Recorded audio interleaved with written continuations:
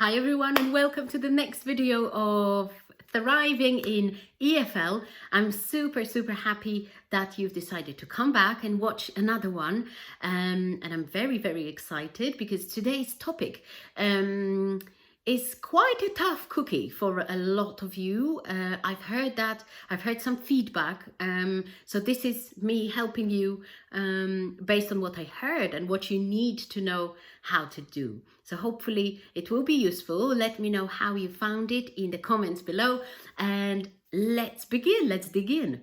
So today I wanted to talk to you about progress in English, right? Your English teachers, but I actually wanted you to think about progress in more general terms, because I think when you understand what progress is and how to understand progress, it's going to be much easier for you to help your students or whoever you work with progress. So what does progress mean? To me, it means constantly moving forward, okay? It means setting goals non-stop, setting goals non-stop, and it could be really simple and small goals and reaching them, and then setting yourself another goal and reaching them. It can then lead to a massive goal somewhere at the end, but it's really important to have those smaller goals on your way, because otherwise you might get demotivated, and that's you as a teacher, but your students or your trainees as well. So whatever you do, start from doing like an audit of yourself and your progress in your career. So when I think about my progress, I'm actually super motivated, because when I think of myself as a 20-year-old teacher, because that's when I started, I'm like, oh my God, what was she doing? And compared to where I am now, it's absolutely amazing. I'm proud of myself. I know I've come a long way. Maybe it could have been faster, quicker. I could have done things differently, but I don't regret it. I've not always been very good at setting myself little goals, but I've always had that massive desire to do more. And I think that's key. That's key to success.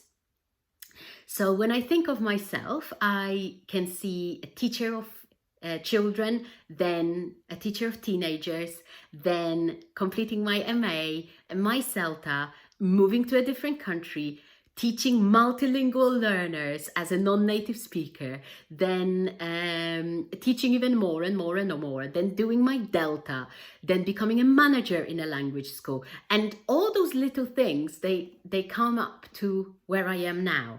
And it helps me see that my progress was never ending, and it probably will never stop. And I like to think that in those terms, because it lifts me up. It helps me believe in my strengths, and I feel that thanks to those strengths, I can help other people. But let's be honest, you're teachers, so you help people every day. So when you think of your students and when you think of their progress, sometimes you can get into that trap of thinking only of linguistic progress. Or for example, oh, so this month my students learned those tenses and those sort of, sets of vocabulary. So this is how they progressed. And that's okay, but I think this is only one way of thinking about progress. Imagine if you were dieting and you only looked at the scales, and we know that the weight fluctuates, so sometimes it's higher and sometimes it's lower. It might be a bit disheartening to see that, oh, but I'm doing so well. I'm not progressing in terms of I'm not losing weight. But you are.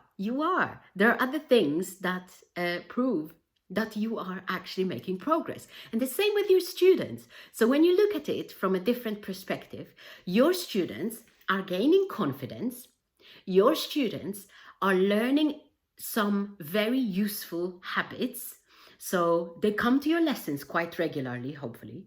They do homework. So they have started a journey of, being better in a very, very wide meaning of being better in terms of their, yes, linguistic reality.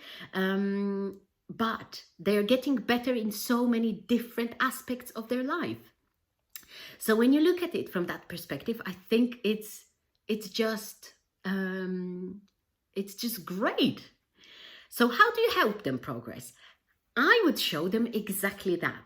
So not only the fact that they are progressing linguistically, so show them the tangible results, okay? Show them, wow, guys, look, we've learned this, and that. And now let's have a little audit of, can you actually use that in a real life situation? Remember what I said about grammar. It's not about teaching, teaching grammar for the sake of teaching grammar. It's about teaching it with a certain goal in mind.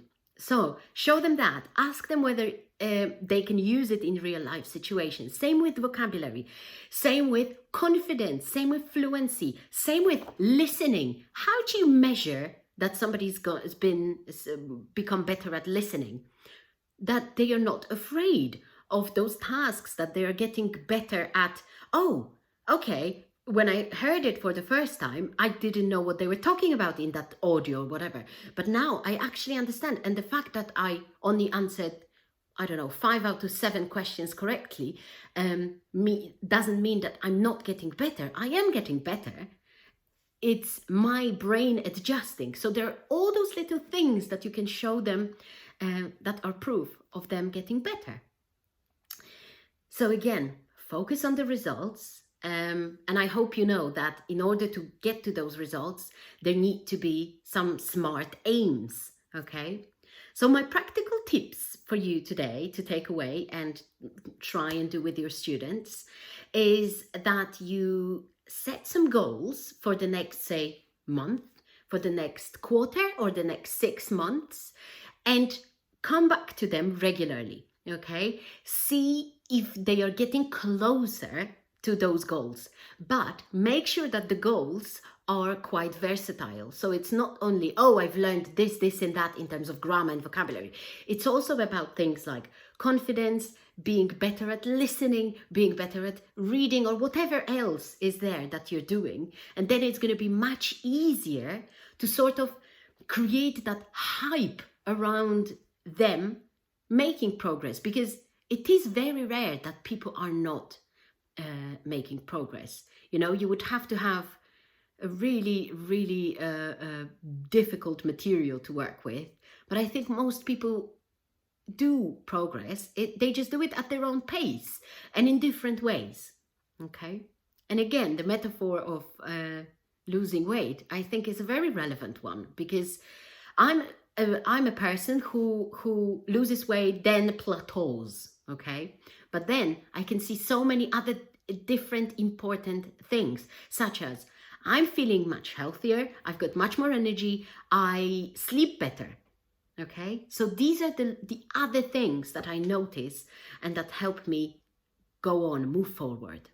Okay, so that's some food for thought for you. Do some audit of how your students, how close they are to reaching their goals. I hope you know what those goals are, and let me know how that went. Okay, thank you so much for watching, and thank you for coming back. I hope you like this new series of Thriving in EFL. And let me know if there are any other topics that you would want me to focus on, share, explain, clarify, and I'll be very, very happy to make some more materials to support you. Please rate, subscribe, share with your friends, and comment so I can reach more people and help more ELT professionals. Thank you so much, and I'll see you next week.